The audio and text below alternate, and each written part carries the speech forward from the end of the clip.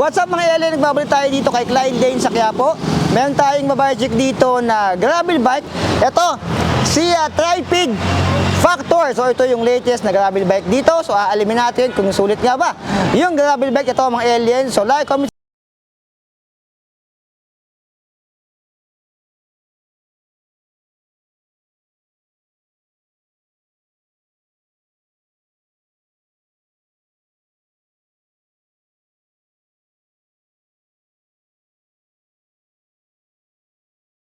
Tripid Factor. So ito yung latest na gravel bike na nasa market ngayon dito kay Clyde Lane.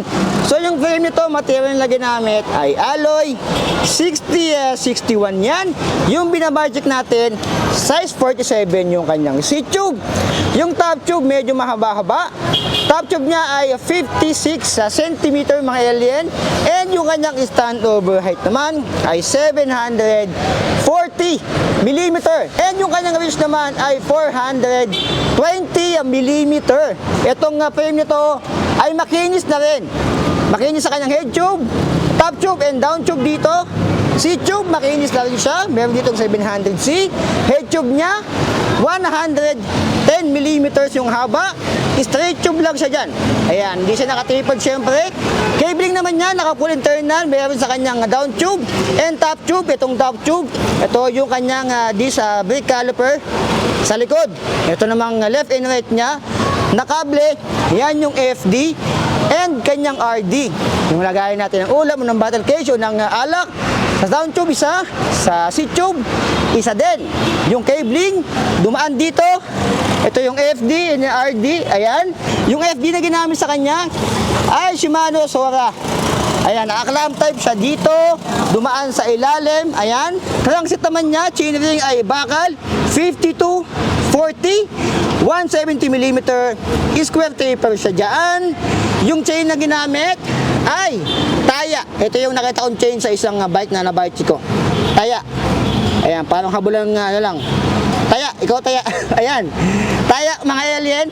And dito naman isa 430 mm yung haba ng kanyang chainstay dyan. Dito naman FD is Shimano Sora din yung nakalagay and may freebie na yan na ganito. Dito, sprocket niya ay kasit na rin. Bilangan natin 1, 2, 3, 4, 5, 6, 7, 8, 9. 9 speed ang ginamit. 11, 28 teeth. Ayan, 11, ito yung 28, 24, yan yung mga bilang niya mga alien, 11, 28 teeth. Ito, hubs naman na ginamit sa kanya, alloy, seal bearing, and DHQ yung ginamit sa kanya. Bilangan natin yung spokes niya, yung holes, 4, 8, 12, 16, 20, 24, 28, 32 yung ginamit dito. Ito is stainless steel. And yung kanyang ano naman dito is 30 mm yung width. And yung kanyang internal width naman dyan ay 25 mm. Dito, gulong. Kenda na yung ginamit. So magandang klase yung ginamit dito. Kenda tire 700 by 40C. Medyo malapad-lapad ah.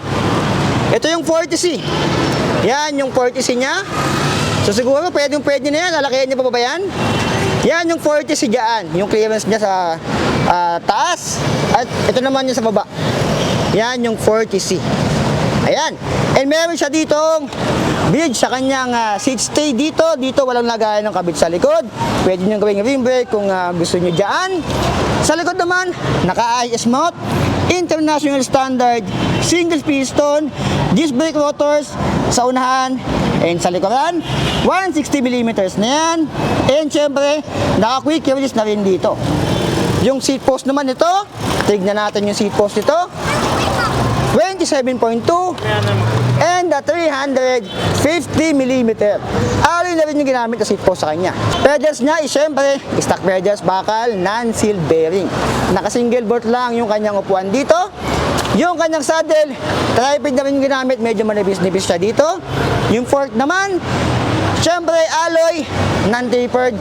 Tripod na rin yung ginamit. Hub sa unahan, same sa likod, double wall alloy rim. 32 yung kanyang spokes. And syempre, same lang din to, double wall alloy. Hindi siya naka-press tabab, 700 by 40C. Sa harap, 160 mm rotors. 6 volts and quick release.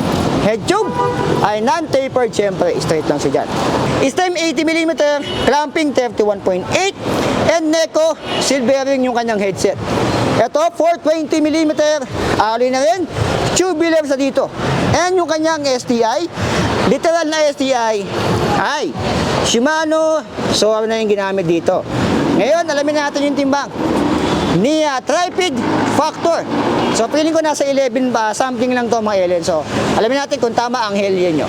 Okay, alamin natin yung timbang ni Tripod Factor 321. Unang timbang. Okay, medyo may kabigatan to ah. Mabigat yung stock pedals nito. 12.56. Isa pa. Damang-dama ko yung bigat ito. Mabigat yung stock pedals niya. 321.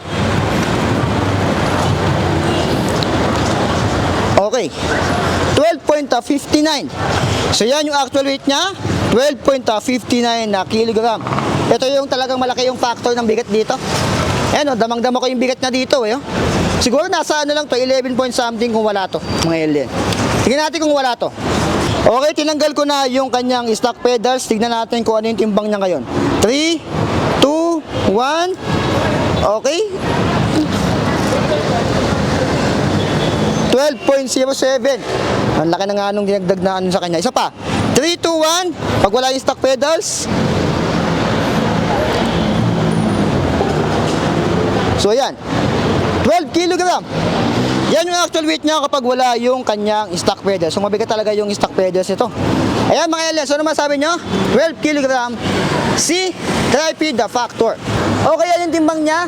12 kg. So ang laki nung nabawas wala tinanggal ko yung stock pedals na dyan mga alien. So ito is alloy na yung kanyang frame. Wala tayong nakitang halos bakal sa kanya. Siguro yung spokes lang bakal dito. Tsaka yung kanyang chainring doon na 52-40 square taper. Alloy na yan. And syempre naka-11 28 tick. Shimano Sora yung FD, RD, and yung kanyang SDI, which is a good thing. And makinis na rin yung kanyang frame dito. Ayan, makinis na kanyang seat post, sa kanyang head tube and top tube. Ayan, makinis na rin siya dyan. So magkano nga ba to mga alien dito? Kay Clyde Lane sa Quiapo, ang presyo nito ay ito mga taginting na 16,500 pesos. So kung gusto nyo tumawag kahit wala kayong kasalanan, puntahan nyo lang dito si Clyde Lane sa Quiapo. Tabi lang yan ng burger minute burger. Ito, yung 7-Eleven sa Quiapo. Pasok kayo dito, ayan mga alien. Alam na yan ang karamihan ng nanonood sa akin. Ayan mga alien. Kung hindi nyo pa alam, yung map nandyan sa Google Map Google Map nandyan sa video description mga alien. So yun, ano masabi nyo dito? Sora, FD, RD, and STI 16.5. So naghahanap kayo ng gravel bike na naka Shimano Sora, literal na STI Shimano Total Integration, ay ito na 16,500.